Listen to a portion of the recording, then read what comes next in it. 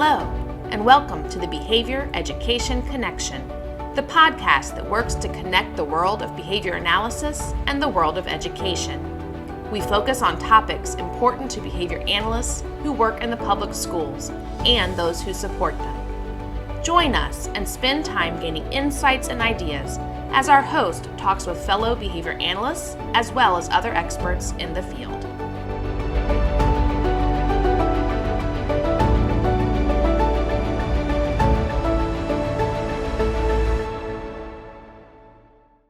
Hello, and welcome again to our newest episode of the Behavior Education Connection. I'm your host, Dr. Selena Layden, and today I am here with Elizabeth Boynton. Hi, Elizabeth. Hi, Selena. How are you today? I'm doing great. Can you take a second and introduce yourself to us? Absolutely. I'm Elizabeth Boynton. I have been a BCBA since 2016. I currently work in Stafford County Public Schools as a behavior analyst out of the Department of Special Education, and this is my 6th school year in Stafford. Well, welcome. I'm really glad to have you here today. Today, we are talking about FBAs and BIPs, but what we're really talking about isn't how you do FBAs and BIPs, but how we help other people to do them effectively, and in particular, people who probably are not already BCBAs. So let's start off with, why is this an important topic? Like, why is this something that we should be talking about? Yeah. So I am one of 2 behavior analysts in our district. We are about 30,000 students. We have 32 school sites. So as one can imagine, there could be a lot of FBAs to be done within a school year, and just 2 of us are not able to do all of those. And so therefore, we have to really build capacity of school-based teams to do FBAs. They also know their school setting and their students much better than we do coming in from central office. And so capitalizing on that, they can produce, solid FBAs with training and coaching. Yeah, I can absolutely understand why you aren't the one doing all of those FBAs for sure. So when you get a call that there's a kid and he's having all these issues or she's really engaging in whatever behavior, what is it that you do to first support the team? How does that process start? Yeah, so we receive a referral with some basic information, and it starts with a conversation with like the case manager or just the school-based team as a whole about what's happening and where they are in the process, if they've like initiated an FBA or not, and talking about what are those main behaviors of concern to look at. So that's usually where the conversation starts. And then it's hey, so you're going to do an FBA, like what's your comfort level? Some schools have some school psychologists who are like rock stars, and some who are pursuing BCBA certification in the future, which is awesome. which is lovely. And so they usually can drive the process, like they have a good amount of experience. Otherwise, it's a lot of how can I support you? And I use a lot of kind of like forms and checklists to guide the conversation. Like, hey, here's all the steps we need to do in the FBA. I'll help you do this. We'll draft a data sheet together, and then we just kind of get rolling from there.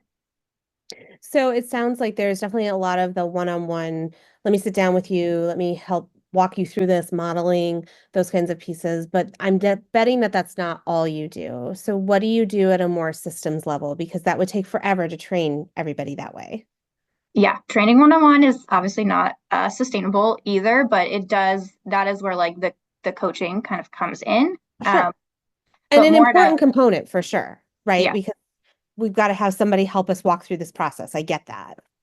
But at a division level, we do have FBA and BIP training that we offer several times a year. It's gone through different iterations, and we're always learning and adjusting it. But right now, essentially, it's about 6 hours, which is a really tight timeline to get through FBA BIP training. But we go from the basics of behavior, like what is an antecedent, what is consequence, what is function, through hypothesizing based on collecting data, getting to a hypothesis of function, and building a function-based intervention plan.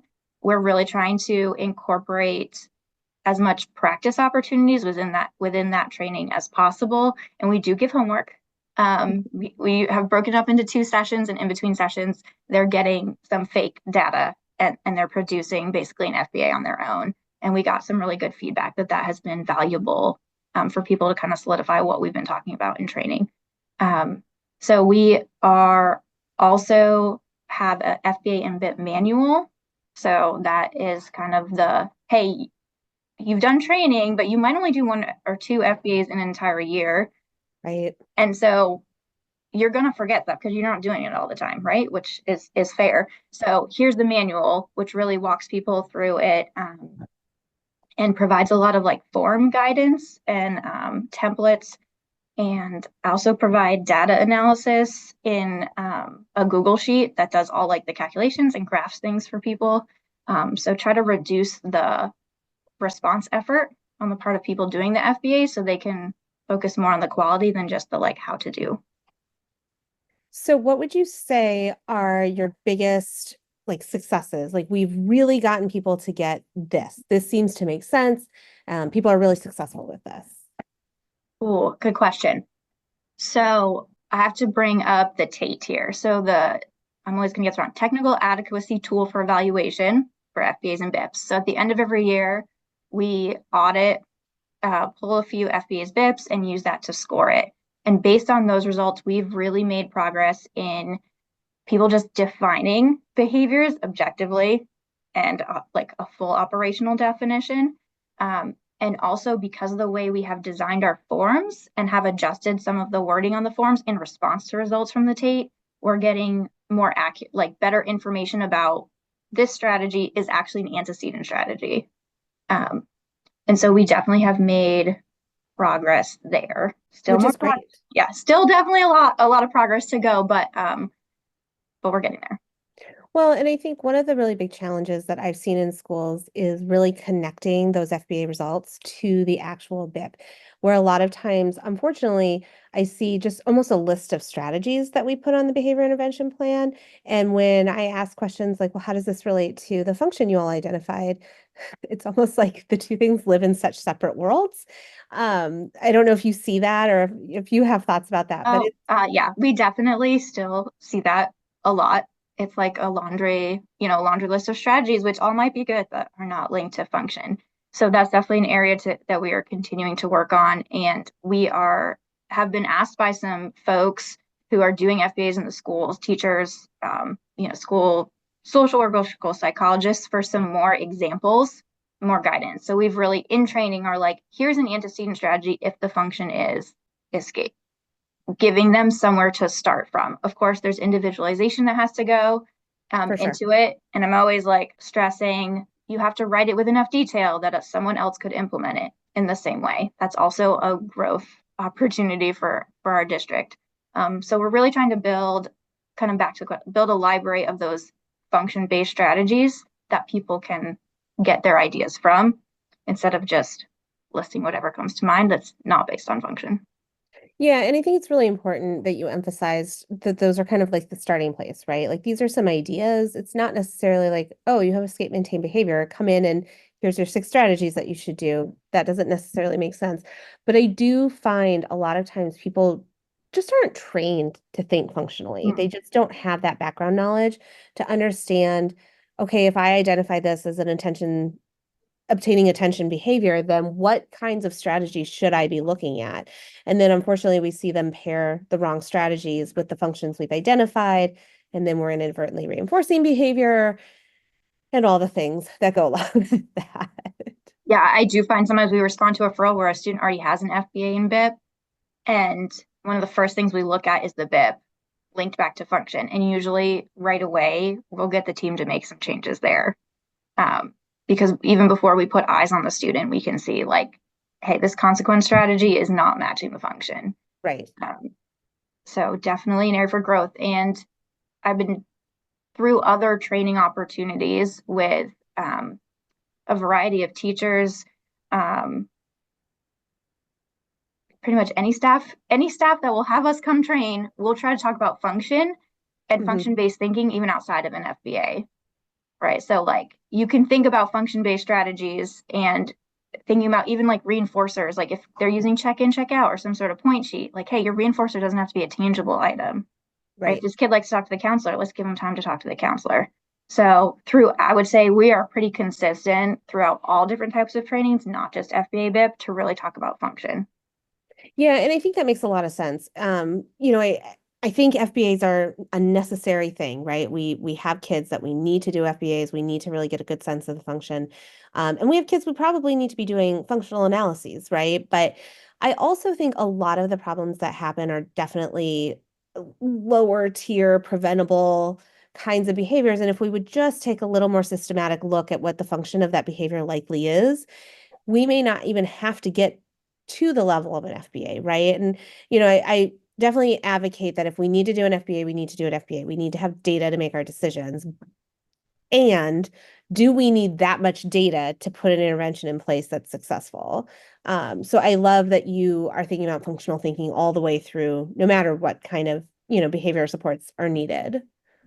Yeah, I absolutely agree. And even with training we do with some SPED teachers, I'm trying to get at proactively across your whole classroom. Are you teaching students how they can gain attention and help, right, appropriately? Like, do they know how to ask for the bathroom? Do they know how to ask for their favorite things? Do they know how to say, like, hey, I need a break from this work. Like, this is too much right now.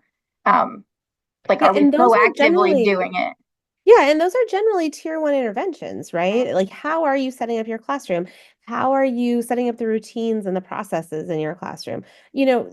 Everything from how do we turn in homework at the beginning of the day to how do I know where my seat is to how do I, get to ask to go to the bathroom, because those are not always the same in everybody's classroom. But if we take the time to teach some of those strategies, we're definitely preventing a lot of potential behavioral challenges that could come up later.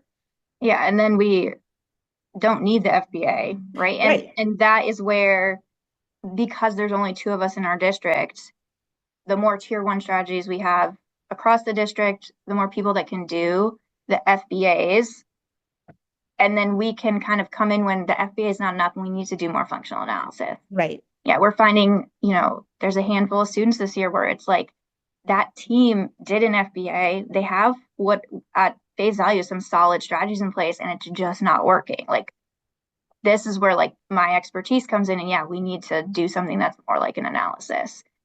So the more capacity we can build across the district, not just in FBA, but in those tier one function-based stuff also, then we can really help those students from getting outplaced if we have the time to do the functional analysis and keep them in district.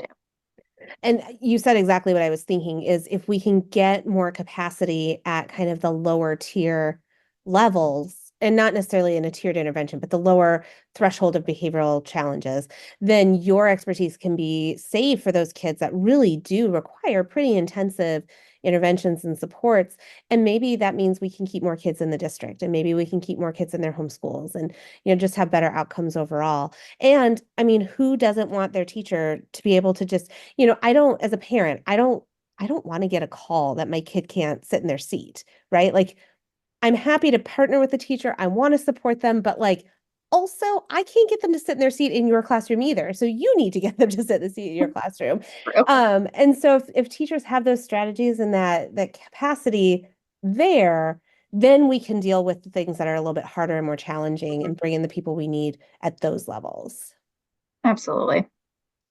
So so one of the things that you talked about was that you have like this training that you do, and then there's resources, but I also heard you kind of mention coaching. And so what kind of value do you all place on coaching? Is it something that you do kind of frequently with FBA? Like, what does that look like?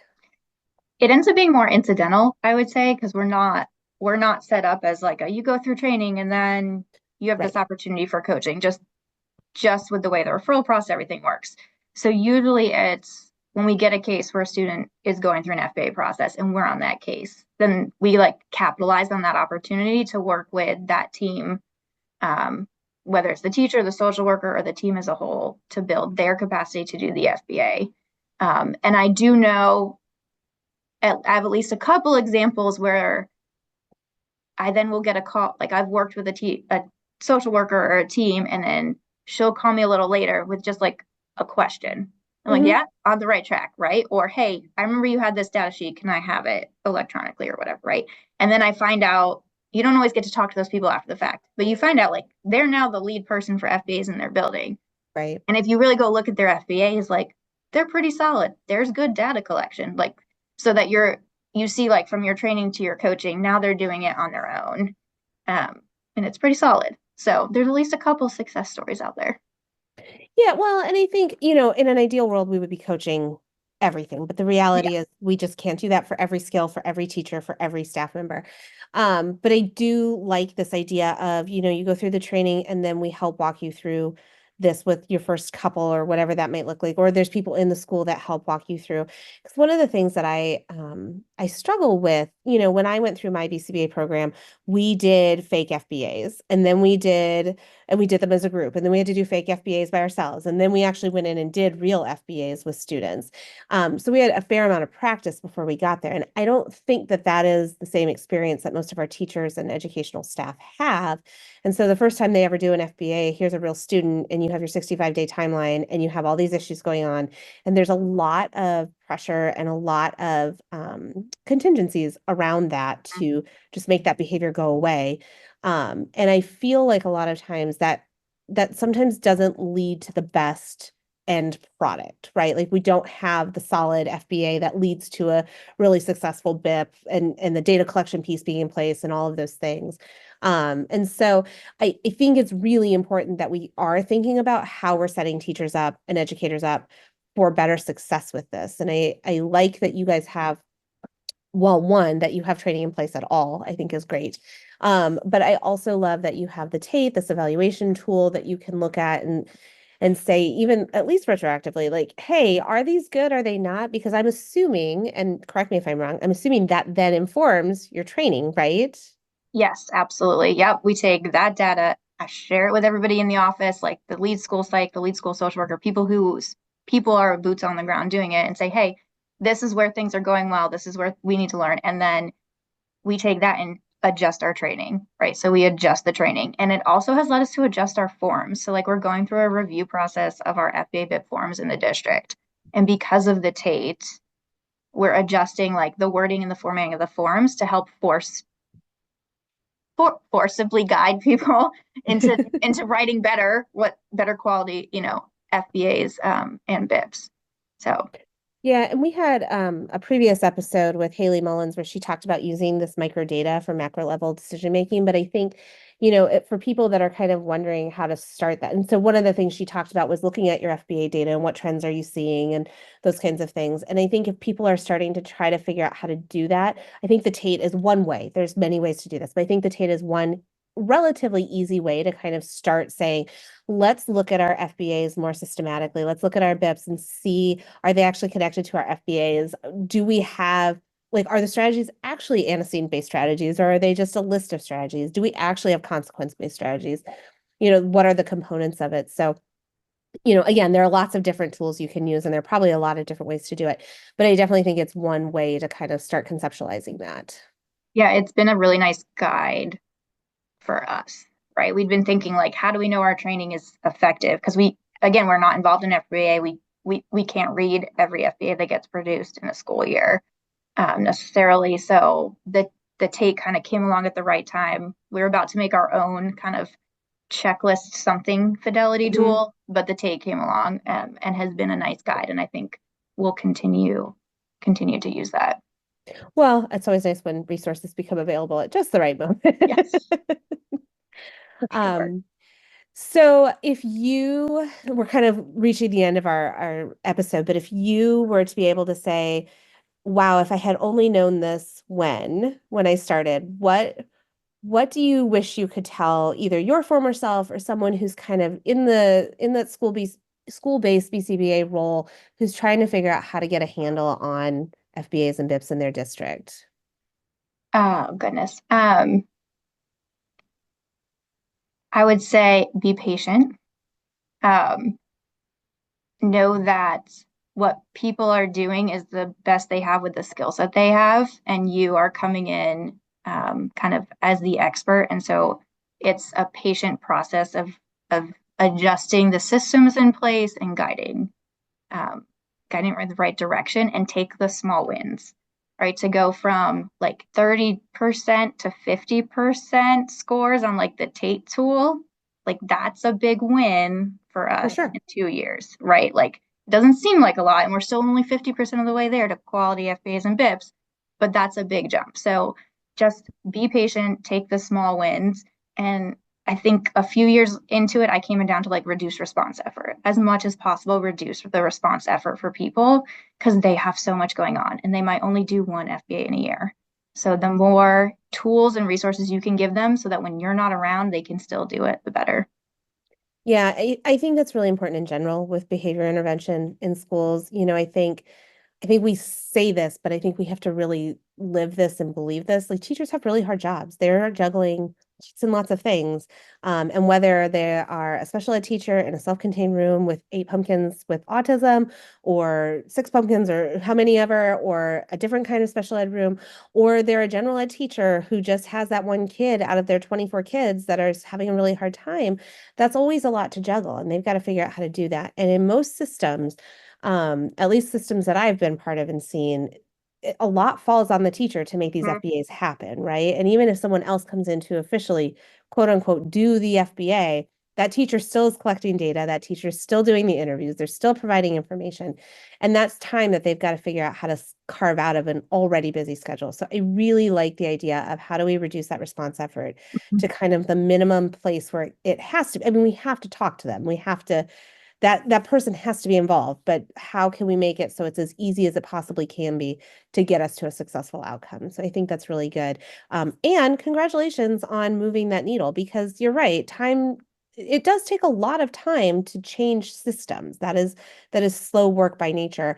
And when you consider a teacher turnover and brand new teachers out of school and COVID and all the things that have happened in the last few years, I think that that's actually a really big win. So, and especially because you all have your eyes set on such a higher standard. Like I know that you all are moving towards as high of a standard as you can get to. So I think that's all great. Elizabeth, I really, really do want to thank you for being with me today and taking the time to share some of the stuff going on in your school district. It's been a real pleasure. I appreciate it. Thanks for having me. It was great to share. And to our listeners, we hope to see you on our next episode. Thank you for joining us on this episode of the Behavior Education Connection. Join us next time for another great conversation about behavior analysis in the schools. And don't forget to subscribe so you don't miss out on an episode. Sending out a special thanks to the Virginia Department of Education for supporting our work. We look forward to connecting with you all again soon.